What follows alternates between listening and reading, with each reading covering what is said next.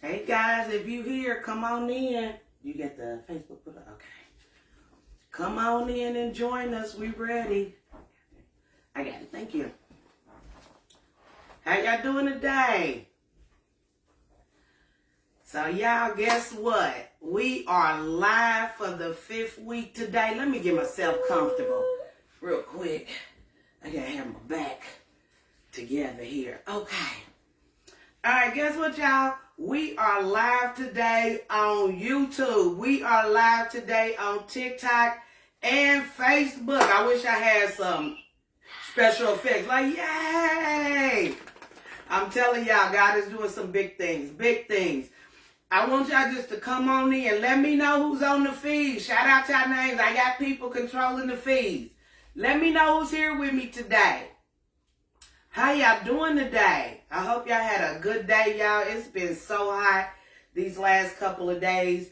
But I'm just going to dive into it because we got a lot of information that we just want to give y'all today. And it is a good topic. Let me introduce myself first. I am Crystal Majors. I am the founder of Walking Through the Fire LLC. I told y'all we was official. Again, we are here just to mentor, support, make the enemy out to be a liar, take some blinders off of your eyes, and to build a community where we can just support each other. So every week, I want to do something different. So today, I got in the house with me, Kimberly Majors Christmas. Give it up for her on today, y'all. Give me some hand claps in the feed. Y'all, if y'all late, that's okay. Just come on in because we start on time. What they say. Was it early is on time and late is, did I say that right? Late. It's late. It's late. Okay. So again, I am a grief advocate. I've worked in the healthcare system for 10 years. I'm a minister of the gospel. I have a PhD in life. Yeah, you heard what I said. PhD in life. And I know I'm not the only one. I know it's some of you out there that have a PhD as well. We have been talking about generational curses. And so just to do a recap, like I said, this is the 5th week. Or is this the 4th week? Feels like 5. It does feel like 5. It is 5 because one of the discussions we had to kind of carry over a little bit. So even though it's week 5, we are kind of into the generational behaviors and patterns and sometimes curses of step 4, let's call that. So just to give you a quick recap, week 1, we talked about emotional instability. Week 2, we talked about the hereditary family sickness. Week 3 and 4, which was a great discussion, we talked about dysfunctional sexual behaviors and patterns. I think that was a really, really good conversation. And this week, our topic is, like I said, unhealthy relationships. So before I get started and move any further with my guest, Miss Majors Christmas. Just call me Kim. Kim, I always like to pray. Whether you are a believer or non-believer, I believe that prayer works. I believe that when you start to delve into generational patterns and things, and you're trying to be the one to step out and break that curse or break that pattern, sometimes the devil don't want you to get out your zone. Because you belong to him. He don't want you to change. He wants you to be dysfunctional. He wants you to have lack. He wants you not to be committed to things because that works in his favor. What they say, it is strength in numbers. Mm-hmm. So I like to pray ahead of time just to make sure that we are covered and that we are ready to receive what thus saith the Lord, what my PhD in life has to say. And if I have a guest, what our guests have to say as well, and just glean off of their expertise and knowledge as well. So let's pray. Father, in the name of Jesus, I thank you, oh God, for allowing us to be able to have a platform where we can come to you once again, just asking that you guide us as we walk through this thing called life. Order our steps, oh God. I ask that you remove the scale off our eyes, take the plugs out of our ears, and dishearten our hearts, that we're able to receive the change and the information that you want us to have. Lord, as we go through these episodes, I just ask a special blessing over everybody that comes into these feeds, that they are protected, that you keep them and you guide them, because trouble don't last always. Lord, we give you all the glory and honor. Thank God and amen. All right. So, the first thing I do want to say is, this is walking through the fire. Listen, I don't need nothing from y'all just for y'all to soak up what God has given me. But if it falls on your heart that you want to sow a seed, whatever platform you're on, if it's TikTok, if it's Facebook, YouTube, there is a button at the bottom where you can either sow a seed, you can send some coins. TikTok, you can give me some roses, you can give me some emojis. If it falls on your heart, please have the opportunity. You can do it throughout this live. Other than that, I think we're gonna roll. You ready? Let's do it. Y'all ready? Put in the comments if you ready. Put in the comments if you ready. So our topic is unhealthy relationships.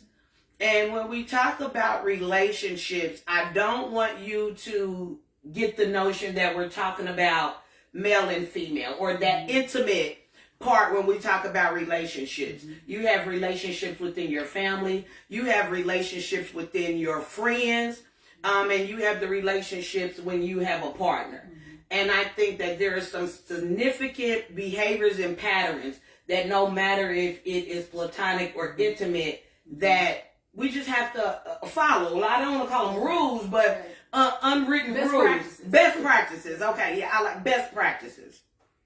So I guess my first question to y'all that I need y'all to help me with, and I'm going to try my best to look to see what the answers are. When I talked about relationships, I thought about this generation now. Now we're talking about different generations. Do people even call that these days relationships? Or is it called something else before we get started? Yeah. Yeah. Because, I mean, and this part, I guess I'm talking about when you have a partner. Or we're going to get into this, when you call it dating. Do they call it relationships anymore? Like, hey, me and you in a relationship. Look, it'd be interesting to see what everybody else has to say, but I hear everything. Do you? You know, I have a junior in college, I have a junior in high school, and so you hear them saying, "Oh, I'm talking to that person. Yeah. I'm pulling up on that person." Yeah. You know, some say relationship, some, you know, that's just my friend. I was just about to say, or we just kicking it. Yeah, kicking. Yeah. And I don't know if that's just for people. Did we tell our age? Yeah. Hey. But let me know what real quick. I'm going to give you about 10 seconds. Is it called something else? You can say no. If it is, then tell me what it is, and I'll try my best to relate that as we go through this, so you won't be confused about the type of relationships that we're talking about. Okay. But for now, we're going to call it coupling. Okay. Does that make sense? Because y'all new age is we friends with benefits, or you don't even call them friends with benefits no more. You just say friends, and then and so we just gonna call it coupling. Okay. Good. So the first thing that I want to delve into is what we call coupling, Kim. Okay, Kim. And I got like 3 sections in this, because when we talk about coupling, it's so much underneath that umbrella. Would you agree? Absolutely. And let me just say, you know, again, I'm not here as some expert or whatnot. I have some knowledge in 3 different areas. Undergraduate, I studied psychology. Graduate school, I studied marriage and family therapy. Okay. I worked at the YWCA as a domestic violence counselor and advocate, and I've been an ordained minister for over 25 years. And so I've had to counsel and deal with individuals based on relationships. Okay. And what I will also say that is interesting about Kim is she's traveled the world. And so she's traveled outside of the United States. I think that I recall you being a flight attendant at one point of your life. They gave you an opportunity to see different backgrounds and different cultures and ethnicities. And so compared to how we do things in the Western civilization or the United States, I think that outlook will give us a lot of insight on just not our small box of what we see. Sure. So the first thing y'all want to tackle is, and we talking about coupling, okay? I want y'all to be truthful with me. We talking about getting together too soon. Yeah. So when you're in a relationship and you get with somebody really soon, which means that you only know them for a brief moment of time before you say, are you my boyfriend, or are you my girlfriend, or use those terms as we kicking it, or that's my friend. Because I think when you're a woman, it may be different for men, but when you're a woman, to get that label, whether we're saying boyfriend or girlfriend, or because some people be like, this is my old lady. This my old lady. That's my dude. Yeah. If you got one of them boyfriends and girls, they be like, this my old man, this my old lady. I can remember in my 20s, I was going with somebody and it was his term. It was, this my old lady. Yeah. And my little young butt be like, yep, I'm his old lady. Proud. Totally proud.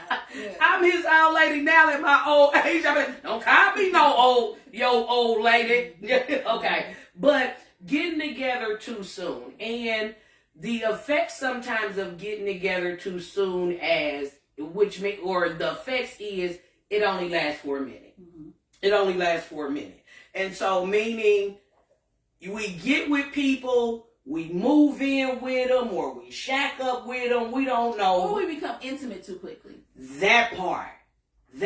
And we're going to talk about that. It's all of that. Yeah, because women, we are emotional, we are nurturers. Men, they are visuals. Men, I ain't gonna leave you out. I hope you on my feed. We ain't gonna leave you out today, because this just doesn't affect women. This affects men. Absolutely. It affects us in different ways, but it affects us all the same. And I think you'll hear how it affects women more because we tend to communicate a little bit more. Now, I ain't saying that communication is always great, but we tend to tell you how we feel and tell you what we think.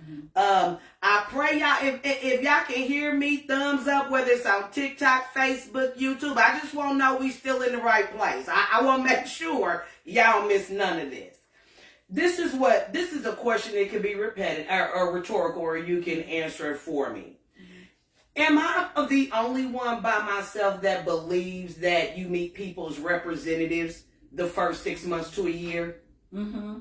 We used to call it the fart stage. The fart stage? Okay. It's like, when you first meet somebody, you won't pass gas in front of them. Okay. Well, We'll never do that. But it's to signify or symbolize that you begin to feel comfortable around somebody. Y'all don't care if y'all fart around people, y'all just know. It's like once you get to the point where you feel comfortable, burping in front of them or passing gas in front of them. Right. And that means y'all really comfortable with each other. Gotcha. Yeah, I can inappropriate, see that. totally inappropriate. So using the bathroom with the door open type stuff. Yeah, I like that. Some of us will never be there. We will never. I know do any of those things in front of other people. I was gonna say, and I know when I was growing up, I wouldn't say farting, but I know for us women, we didn't want to eat in front of a man. So we would order a salad or something. I don't think that's ever been my forte. Or we call it the honeymoon stage. Yeah, the honeymoon stage. Yeah, that's absolutely one. You're on your best behavior because you want people to see you in a certain light so that they come back. They call you again. Especially if you like them. Yeah. And first impressions is everything. Would you agree, guys? First impressions is everything. And I think that if you haven't been using this rule or you haven't been heard this, you meet people's representative the first 6 months to a year. And I'm a firm believer, I tested it out myself, after about that 6 month or a year, you tend to see, by then if you are really spending time with people, you have gotten to a disagreement. If you tell me you hadn't got into a disagreement or argument and you're in a relationship with somebody, you're lying. You're lying. You've seen somebody go through stress. Yeah. Or whatever the case, might be within that period of time. Yeah.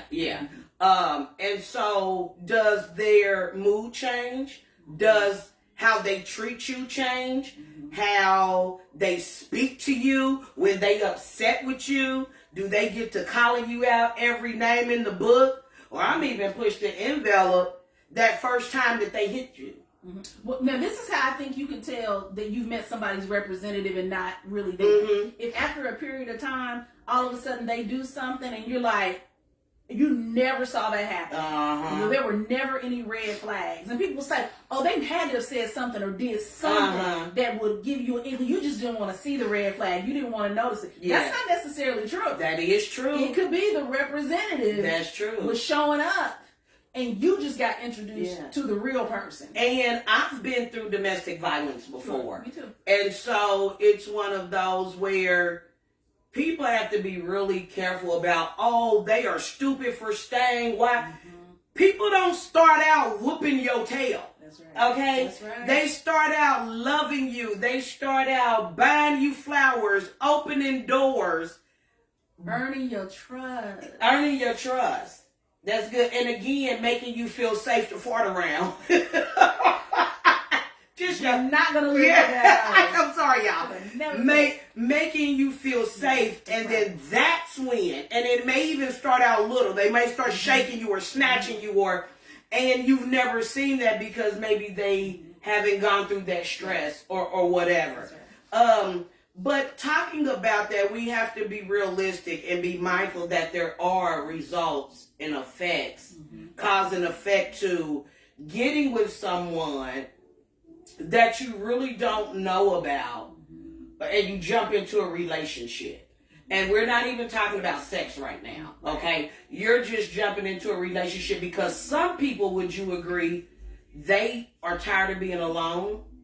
And so they just want somebody to love them. And so sometimes they don't ask the questions that they need to ask.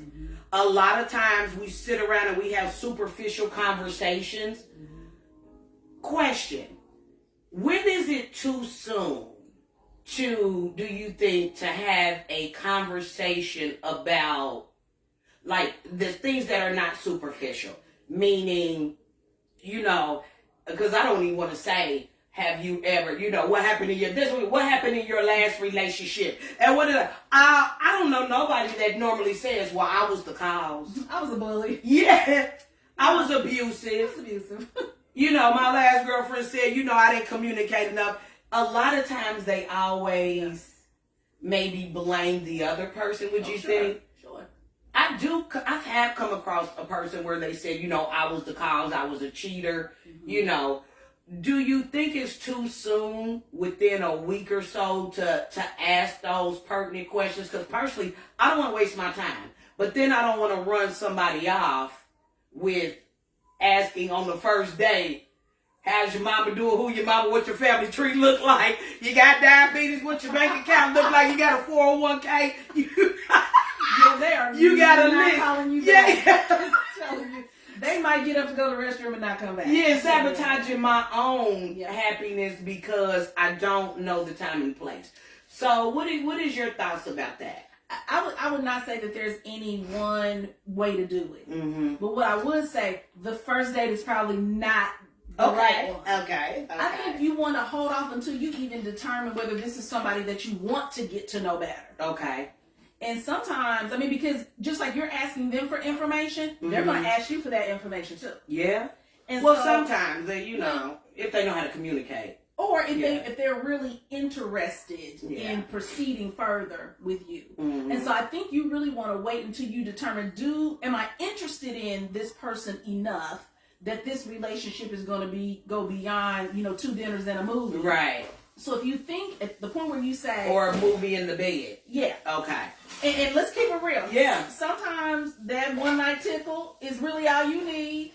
And if you just decide to make those types of choices for yourself, then okay. I ain't never. Just protect yourself and move on. Yeah. But at least you're making that choice intentionally. Right. with consent and whatever the case might be. But once you get to the point where you say, you know what, I really kind of am digging this person that I'm talking to and that I'm spending time with. I want to know more. I think this could be more. Then you can start asking those questions. And sometimes you know that in a week. Sometimes it might take 2 weeks, depending on how much you're talking, how much time you're spending with each other. You really kind of have to fill it out. But the key is to ask those questions and to find out that information. And I think those non-superficial questions need to be asked before you say, this is my man, this is my woman, or you trying to put a ring on it, and then you don't know who you're dating or who you're marrying because you didn't ask those substantive questions before you got it, before you leap that broom. Let me ask you this. Do you believe in love at first sight? Wow, that is deep. And I'm going to say, probably for me, no, because I lead with my head and not my heart. Does that make sense? Like, I will think myself out of a good relationship. And when I say that, meaning that I will negate how I feel, but I think that comes with experience too.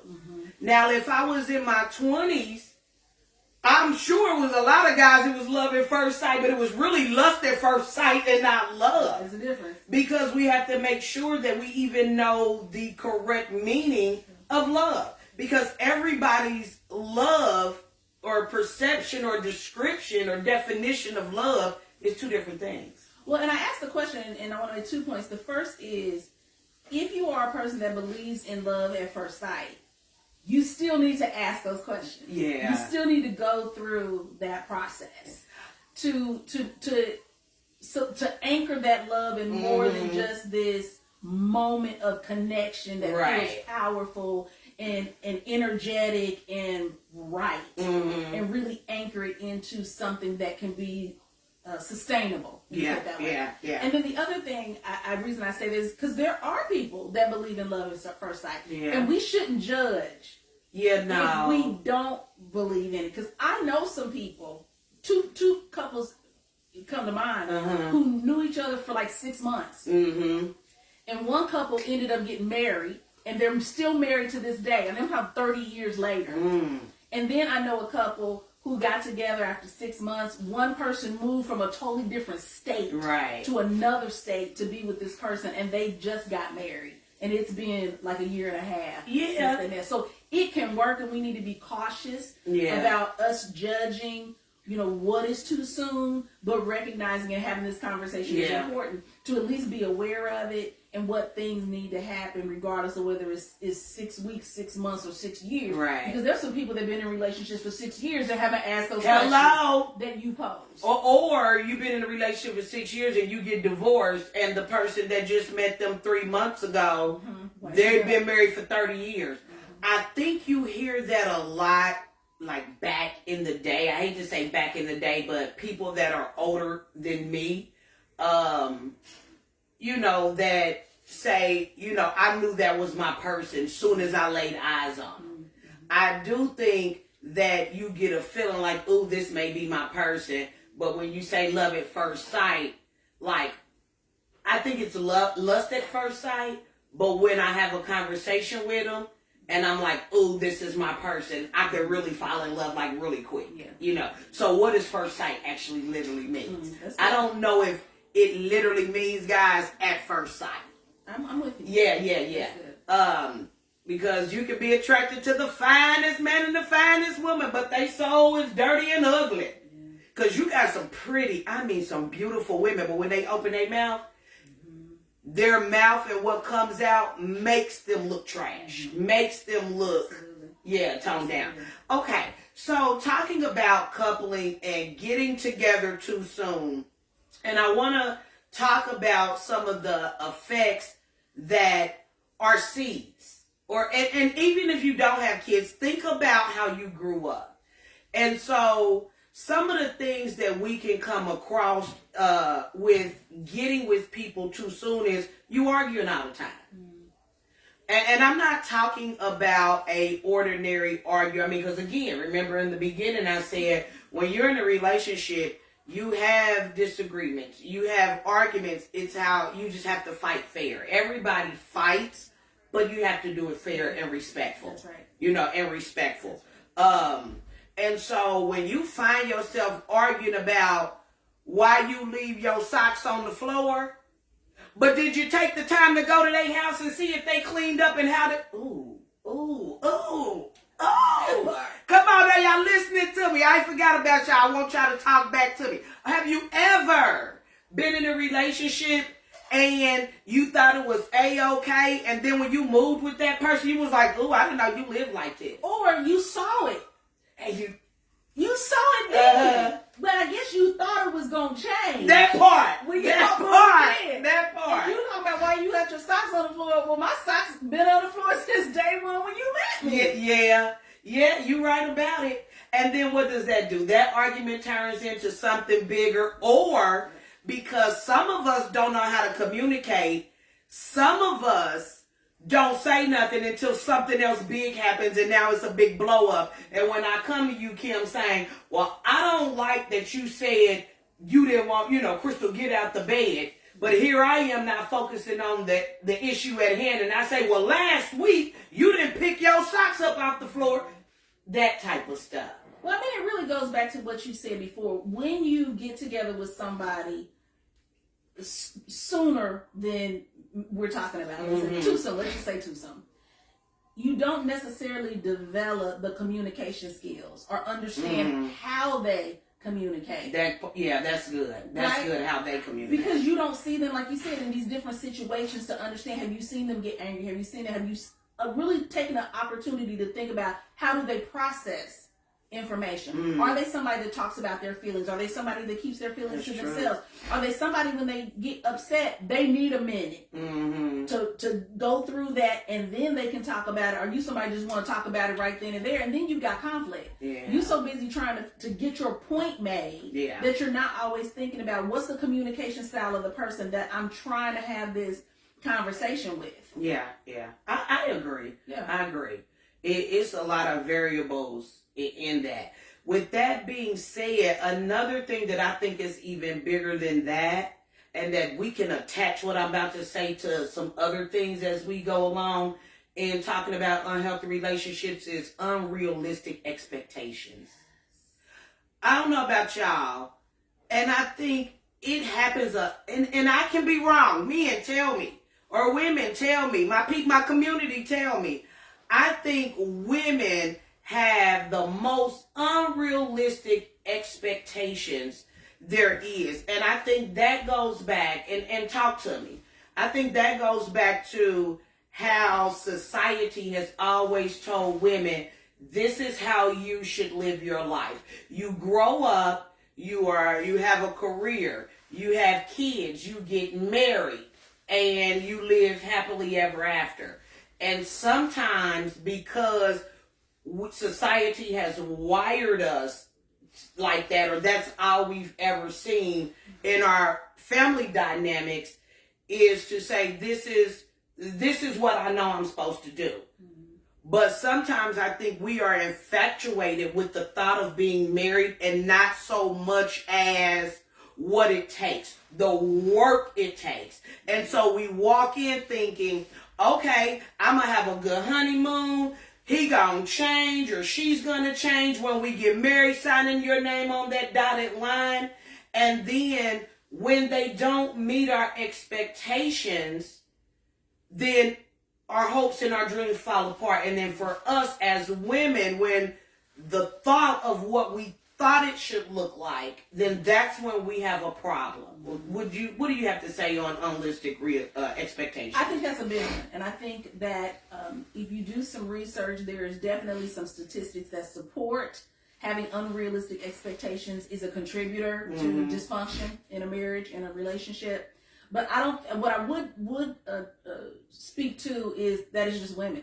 Men too have an idea of what that marriage or what that relationship. I don't want to interrupt you, because sometimes it could be my wife needs to submit to everything that I say and do. So absolutely. But I would say, where do we come up with these ideas about what marriage is supposed to look like? Television. Yeah. And we don't, sometimes you saw, the Huxtables, Yeah. Go at it a little bit, but not really. Mm-hmm. Leave It to Beaver, whatever show you want to peg. Yeah. That's your idea of what marriage is, especially if you don't live in a home where there is marriage. Or a relationship. Because I can remember Martin used to come on at 8 o'clock every Sunday. Baby, him and Gina had the most loving fun. Who wouldn't want a relationship where your boyfriend or girlfriend is your best friend?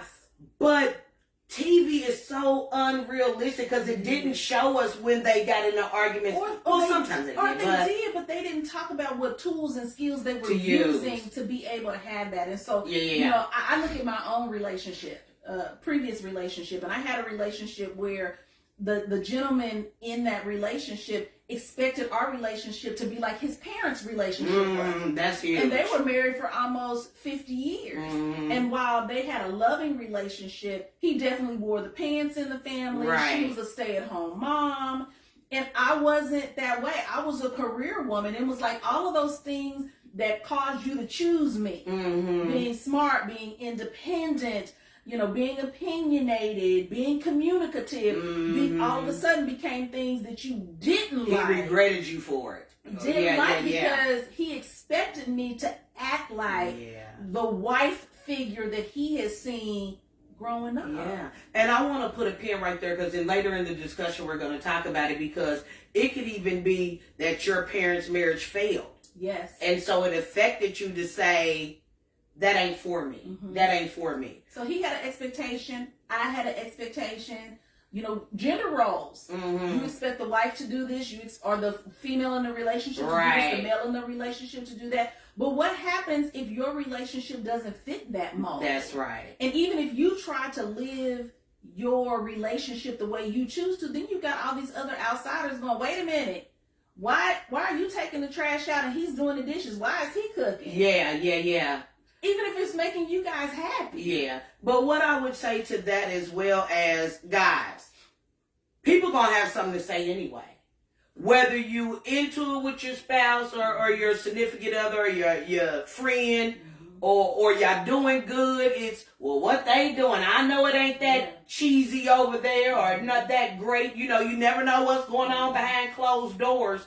So, what I would say to that, and just to kind of move the conversation along, because when I tell y'all we're going to have to do this in 2 parts, because it looked like it's almost 6:40 already, and we on the same, just 6:30 something, and we're on the same thing, is just I want you to understand that when you get into relationships too soon, 80% of that you've had sexual intimacy already, okay?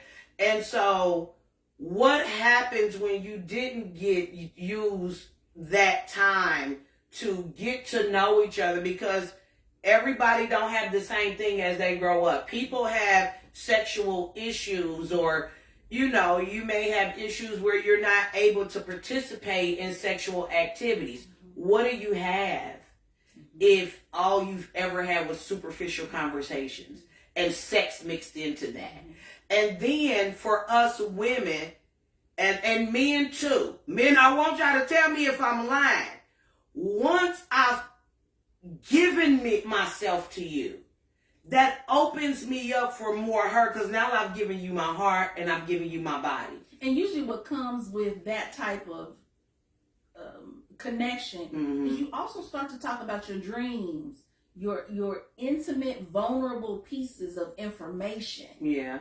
And then if you go in and share that stuff too soon and the relationship doesn't work, then what happens to that intimate information that you've given this person that you really didn't know very well? I really want to, I got to move, but I wanted to say I was in a relationship before, and it's funny that you say that because it was so much of a strong sexual attraction, we never had deep conversation. So you don't know nothing about that. Yeah. So what happens because sometimes the sexual tension could be so strong that like when you get together, y'all just can't help but put your hands on each other to the point where that leaves no room for talking. Sure. And then when you do, it's not those sit down and let me know what your plan is. You know, you don't make room for talking. No, other kind of talking, y'all. You know what I'm saying? Oh, we can talk. Yeah. And again, because that time with just sitting and enjoying each other's company is occupied by now this other thing that we have introduced that just consumes us because the attraction is just so strong. All the intimacy is about sex. And that's it. And then you don't know the relationship was nothing about sex until it's over and you're trying to figure out why you're picking the pieces up with your heart. Why your leg is in Oklahoma and your butt is in Nebraska, and because you've been giving pieces of your body away when you're having these intimate relationships. I watched, if y'all ever get a chance, it's old, but Juanita Bynum's, the threshing, oh gosh. Sheets. Yep, no more sheets. It's called No More Sheets. When I tell you that woman dissected that thing down about being with somebody too soon and what you give them. I'm so tired. Yeah. And you like, oh, our sex life is great, but your relationship is unhealthy because he don't know how to talk to you. And then he don't even know your middle name. You don't know his favorite cover. You ain't met his family. You ain't met his family. Yeah. And thinking he gonna boo you up though. If you ain't met his family, baby, you talking about putting a ring on that. Maybe not even that, but you have not met one of his friends? Y'all, is it important? I'm gonna say yes. Because then that tells me you ain't had me like the people under the stairs. Okay, because, hey, I used to have some people like that. Now, I had my, here, there, got to deliver me. So I had some that I took outside. I had some that I only stayed in the house with. At night. Yeah. And I had some that I only creeped around with at the 12 o'clock because wasn't nobody going to see us. So, okay, I'm going to jump off. Off subject. But moving on, because I want to talk, guys, with you about another part to that, and that is being too young of an age. Being too young. Meaning, I want to make sure that I'm being politically correct and not vulgar or anything like that, but just because you hit puberty, whether that's man or boy or girl, that don't mean you grown. Or you got hair on your lip, your pits, and your private. Yeah, I like that. Come on. Lips, pits, and private. That don't, you know what I mean? And that go for the girls too. Yeah. Because sometimes the girls age faster than boys, and we'll have hair underneath our underarms and on our private before it be 9 years old. Yeah. I got 3 daughters. Baby, you'd be surprised. Like, what are you doing with that? You too young to have that. And then raising girls, because you have boys, and we'll get to that as well, but raising girls or any teenagers, when they hit that preteen, that 11, 12, they start smelling themselves and thinking, okay, I'm going to do what I want to do. When they get that 14, 15, 16, it's like, I'm grown, you can't tell me what to do, but how grown are you? Well, go ahead. At what age should you as a parent allow your child to date? Or have a relationship? What I vowed was my girls, because they're girls, and if they get pregnant, the baby's coming home with the girls and the mama. So I had to navigate maybe a little different than what you do. Sure. And so I didn't want my daughters to be so, or me be overprotective where I didn't recognize. I mean, we had to grow up. You know what I mean? And so we can't forget what age it was that we were looking at boys, and did our mother say you couldn't talk to boys on the phone? Because I've had some friends, they were 17, they still couldn't talk on the phone with boys. Or they would have to get off the phone with boys at 9 o'clock because they were in high school or whatnot. And so I didn't want to be that parent because I felt like then my daughters would be still in my car at night. You know why I'm asleep? Because baby, when I'm asleep, I'm asleep. door closed. So I would never know if you were still in my car. Or you're sneaking boys in and out the window. I don't know nothing about that growing up. I'm just saying, we all got a PhD in life. I told y'all, mind your business. We here talking to real people about real experiences. Help me out, community. Okay, don't be stuffy, but I just didn't want my girls to have to sneak around. So I think it varied with all of them because all of them were mature at a different age. All three of them weren't mature at 10 or 11 or 16 or 15. But what I did do at 14, if you liked a young man, I don't want you to sneak around. I'm going to give an opportunity where they can come over to the house. Y'all can sit in the front room. I'll fix y'all popcorn. We'll do movies. You know, if y'all want to go somewhere together, okay, I'm going to go with you. I think 15, 16 is maybe when. Because freshman year of high school is usually 14. Yeah. So probably about that 15 and 16, I started to say, hey, it was, Mama, can I go out on a date? Well, where are you going? Because then that would limit what you did. But I had good daughters to where when they told me something, I can trust them. They weren't like me telling my mama I was over my friend's house and I was really on Udale, Clifton, running the block, okay? Acting a fool. So I think that's kind of my thing. When it comes to boys, what do you say? Because you got teenage boys. I don't really think anything is different. When both my boys, they're 4 years apart, and so a lot can happen in society. Cultures can change a lot in 4 years. But fortunately for me, it really didn't. When they were in middle school, so that's, 12, 13 years old, they could call girls on the phone and have conversations on the phone. Yeah. They would go to the basketball game or the football game and meet the little girl. Yeah, we out there. Yeah. Once they got to like their freshman year of high school or whatnot, they might want to go to a movie or something. I would take them, drop them off. I can remember one situation where I went to the movie, like one of the movies in the theater. I didn't really leave. But like you, I had good kids. They had always been, very respectable. And I had instilled in them from a very, very early age, you can tell me anything. You're going to get in trouble if you lie to me. Right. Now, I may not like what you do, but you for sure going to be in that much more trouble if you ever lie to me. And so that freshman year or whatnot is when I might let them come over. They had to hang out in the living room. As they started to get a little bit older, they could go over, somebody else's house, but I was making sure parents were there. Yes, ma'am. I was calling parents to see if they were going to be there. Even my older son, when he was a senior in high school, he had been dating the same girl for a couple of years. And I would let, I had a rule that they couldn't be in the bedroom. But his dad, we were divorced by then, he let them go. Did he? In the bedroom. But I did not. So I came home one day and they were in the bedroom. Was the door closed? The door was open. Okay, I was about to say, because I let my kids do that as long as that door stayed open, but they had to be a certain age. And I have a 2-story home. Yeah. So you upstairs, I got to travel a long way to see what you're doing.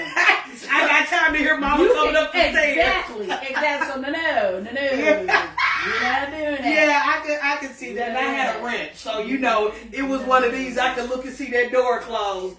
Or, when you got mama ears, you can hear ain't no noise going on. So, you're like, wait a minute, what's going on? Okay. And so, when we talk about being too young, and remember, we're talking about unhealthy relationships. When you're too young, and we're going to talk about your family dynamics is dysfunctional.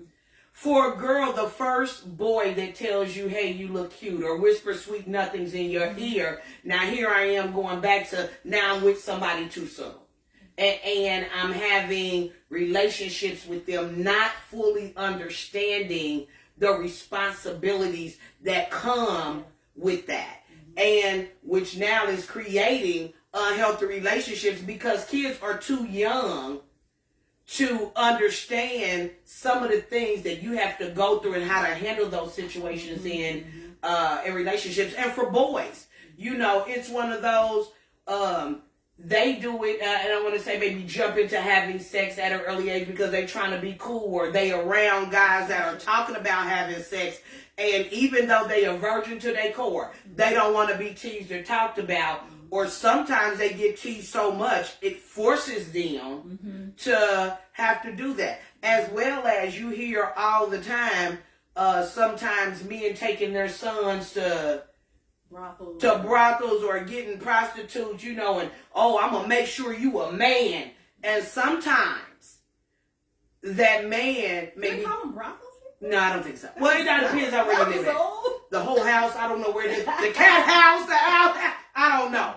But and then that tends to expose somebody too young, and now you're 13 and you run around here having sex because an adult didn't give you everything that happens or follows after that. Well, I mean, think about it. When I was growing up, maybe I'm a little bit older than you, we didn't see sex on TV. No, you didn't. Not like now. We didn't see. I mean, when I was watching television, they didn't even sleep in the same bed. Yeah. Oh wow. Do you think of I Love Lucy?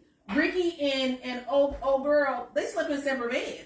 I think the Brady Bunch, they may have slept in the same bed. But they really didn't show it. But I just saw with her with the nightgown up to her neck, and they go, "Good night, Mike," and then she roll over. Yeah. You know, Good Times. I think there might have been a couple of scenes where they were laying in the bed talking, but that was it. And so there was still this mystery about what sex even really was. Yeah. You know, you went to sex education class, but now they are exposed to. They see everything. Yeah, especially with in internet. Every position between every person or person. Honey, they Googling stuff I ain't never heard of. And so not only is the exposure available so much earlier, the details and the how-to and the visuals are available now. Yeah. You had to go into the nasty stores to get magazines and stuff, and you had to be. I remember when it used to be Blockbuster in the back of the store. They used to have like these little panels, and it says, "Don't enter unless you're 21." And that's where the nasty section was. Right? And I was young. Back I was like, "Is mama looking?" And we'd try to run back here and see some stuff. But that was as far as we got. And so I don't have that exposure.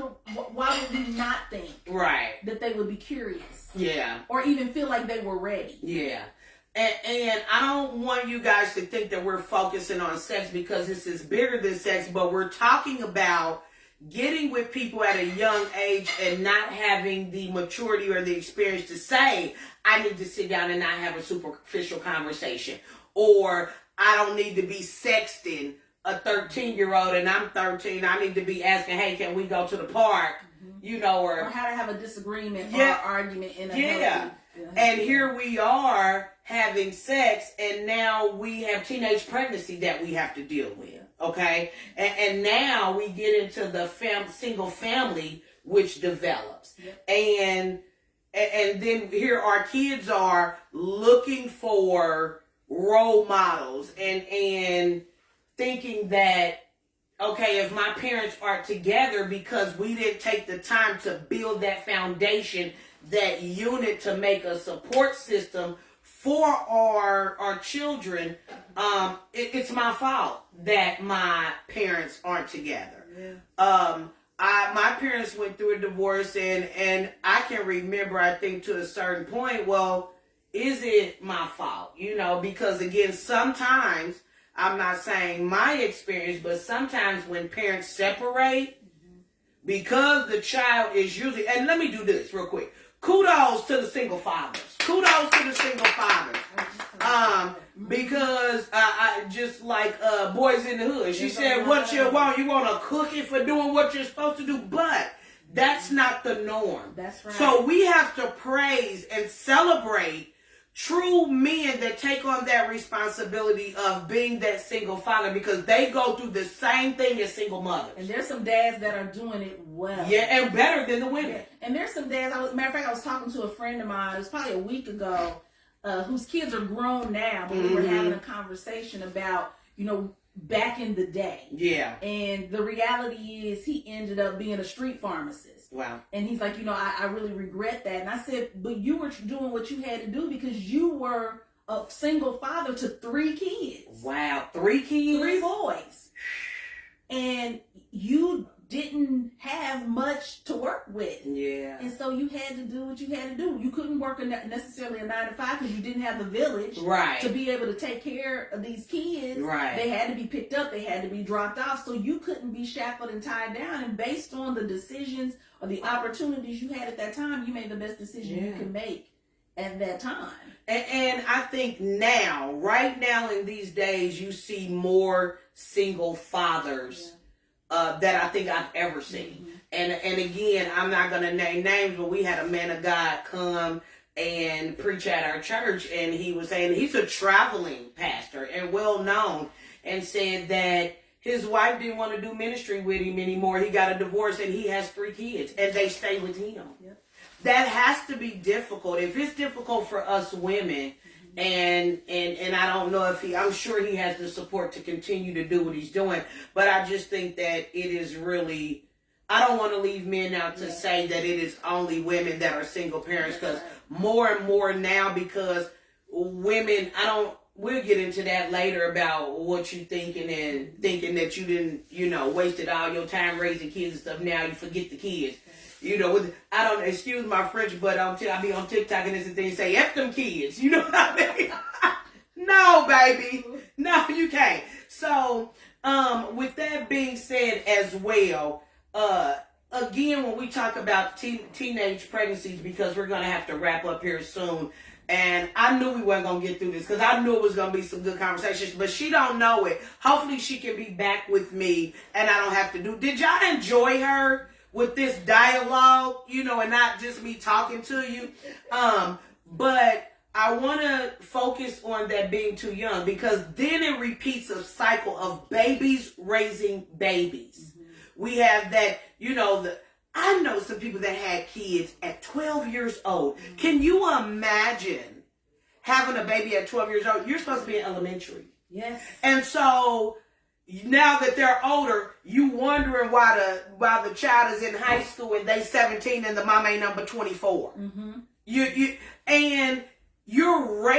actually growing and maturing with your child. So how much guidance are we really giving them? How are you teaching them to have healthy relationships, and healthy conversations, and to deal with challenges and problems when you still trying to figure it all out yourself? Yeah. And I'm not talking about those that are 12, got pregnant, and you got married and you still with them. I'm talking about when the family dynamic has changed because we don't know who we're getting into, not bed literally with, but in relationships with, because it's too soon or because we're too young. And I think that cycle of babies raising babies is what's killing our Black community. And I think really hitting blows with the Black community, because again, we go back to you being too young. Soon as your baby needs something, well, you ain't even old enough to halfway get a job to support your child. And then because you want to go out with your friends, the baby is stuck at home with mama, and now daddy ain't nowhere to be found. And I'm going to use myself as an example. One of my daughter's father, God rest his soul, when we separated, he didn't want to have anything to do with the child because he was so angry at the relationship dissolving between me and him. But it didn't take long, and I loved him for that he called me one day and was just crying and saying, Crystal, I apologize. I will never do that ever again. I'm always going to be here for my daughter, no matter. And from that day, I can honestly say, I'm a lot of things, but I don't lie. That man never failed his daughter. Never. Up until the day he died, he never failed his daughter. And he had always been there. So be mindful that we have to have these conversations with our children and even with ourselves, because adults, we make the same mistakes. We may not be too young, but you may be inexperienced in relationships, or like I said, we get into it so quick. And another thing that I wanted to say is when we experience those type of things where we think that we have this relationship and the bottom falls out so quick, and you've put your all into it, and you break up the dynamics of the family. I want you to understand, if you're that one that decides that you don't want to have to, because we ain't together, I don't want to deal with you. Or because some of us have this laboka that we don't know how to communicate. So some of us make it hard for the man or the woman to be in their lives. I want you to understand that men can't teach a woman a young lady how to be a woman. And a woman can't teach a man, a young boy, how to be a man. And so it's really important that we find that middle ground, not for you, and not use these kids as pawns, because we are creating generational cycles that you don't even necessarily see right now. We're creating long-lasting effects of harm, and I'm going to use this, not harm, disadvantaging, putting our kids at a disadvantage to have healthy relationships. And yourself. Yeah, you're absolutely right. Guys, our time is up. Let me think. I'm going to leave you with this, okay? I'm going to give you some housekeeping really quick, and then I want Kim, which again, I thank you so much. If y'all didn't see it, she's wearing Walking Through the Fire t-shirt, so I thank you for supporting the cause and actually wearing it, okay? I've been selling them, y'all, so I'm letting you know now, if you want it, holler at me. $25 small to extra large, $28 for 2X and up. But soon as you get it, I don't care if you don't go nowhere but to the bathroom, throw that thing on. Send a picture. Tag us so we can see exactly who is in this community that you are talking to, that we are talking to, that is supporting all of us. So I just really want to do a little housekeeping. Guys, next week, we're gonna start off just kind of recapping that being too young and things like that, just so we can kind of finish up that. I think we have one more little piece too when we're talking about the coupling aspect and what that looks like. But again, if you want to see the rest week 1 through 4 videos, please go to my social media page, TikTok. I'm sorry. Talk to your congressman. Talk to your governor. Let them know that we need to be able to keep the live videos on so you can always go back. Please. It is generational curses, the 7 signs that we're going over, as well as my YouTube channel, Walking Through the Fire LLC. Please subscribe. We live today, y'all. Subscribe. Also, hit that bell so anytime I post anything, an event, you will definitely make sure that comes across your screen. Follow me, Facebook, Crystal Majors, TikTok, Crystal Majors 159, and again, YouTube is Walking Through the Fire. You got to have that LLC on the back of it, okay? I want to, again, thank you for those that if you put it on your heart that you sowed a seed, God bless you. It fell on fertile ground. We are just going to build our community off of every proceed we get. And so I want to give the last 2 to 3 minutes to my special guest. And I just want you to give us just some encouraging words, something that we can take away that'll help us. Because we discussed this is what it shouldn't look like. This is what, you shouldn't do. But what are a tool or something, some encouraging words that you can give us that if we're in that fire right now, we're walking through it, how can we handle it or get through it? Thank you for the opportunity to have some words. And the first thing I want to say to encourage you, it is never too late. Yeah. Never too late to strengthen and change your relationship. Yeah. So even if you sit back and you thought, oh my gosh, maybe I got into this relationship too quickly, or maybe I got into this relationship too young or too early, that doesn't mean that the relationship has to be over. It just means you need some tools to be able to help strengthen that relationship and move it forward from being unhealthy to healthy. Just like with our physical health. You can say, I'm overweight, or you can say I have XYZ, but you can do some exercise. You can change some habits. It's like a muscle. You got to exercise it to get stronger. Unhealthy to healthy, and your relationships are the same way. One of the things that I would say is take an opportunity to do a self-evaluation and a self-reflection. think about the relationships that you've been in and ask yourself, honestly, what were the reasons why it didn't work? Wow. We spend a lot of time talking about what did the other person do. But spend time looking at what did I contribute to that? Yeah. Was I unforgiving? Yeah. Was I quick to assume a situation without asking the person if what I think is happening is happening? Am I quick to fly off the handle and start screaming and hollering and cussing? Do I listen to the other person? Do I show empathy? Do I show compassion? Do I try to put myself in the other person's, shoes? And then asking yourself, what is my fighting stance? That's good. We might have to talk about that. And we ain't talking about what's my fighting stance? Do I hit below the belt? Do I fighting fair? Do I jab? What do I do? And so that's about the communication piece. Yeah. And then the other piece is loving yourself. In any relationship that you go into, you got to go into it having some love for yourself, because if you do, then you begin to set boundaries that says, I need to ask those questions of that person. I need to get answers. I need to have my eyes open and be thinking about, what am I seeing? What am I hearing? Are they flags? Are there things that are going to hurt me? And while I'm looking for care, and while I'm looking for comfort, and while I'm looking for love, maybe this isn't the person I need to get it from. That's good. Because it's breaking some boundaries for myself, because I love myself enough to give myself enough. That's good. Thank you so much. Guys, I thank you again for tuning in one more week. I'm telling you, don't miss next week. We're going to be back. I don't know if she's going to be back. Hopefully, if the Lord says otherwise.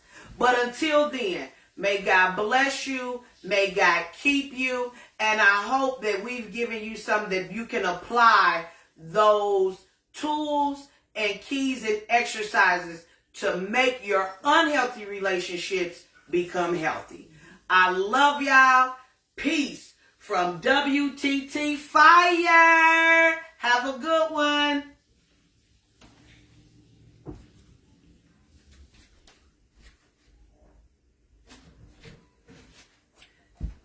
Oh my God, I don't think this it like messed up early. See, that's why I need somebody. So I probably wasn't even on to. Go get the other one that is still on.